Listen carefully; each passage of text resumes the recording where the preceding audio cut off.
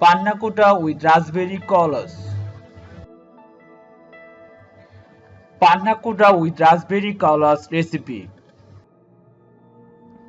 Ingredients: 4 sheets of gelatin, 2 to 3 tablespoons water, 300 ml cream, 250 ml milk, 4 tablespoons of sugar, 1 vanilla pod, 200 grams frozen raspberries, juice of 1 lemon, 60 ml gin.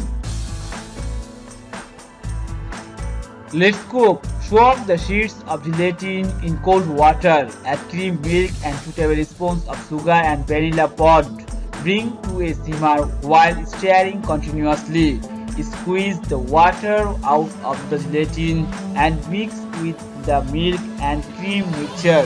Stir gently till gelatin has completely dissolved. Strain the mixtures into another bowl. Set aside to cool.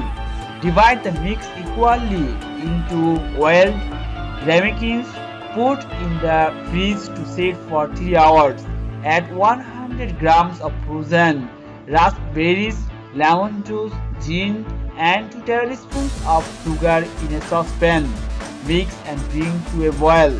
Blend the mixtures into a puree and allow to cool.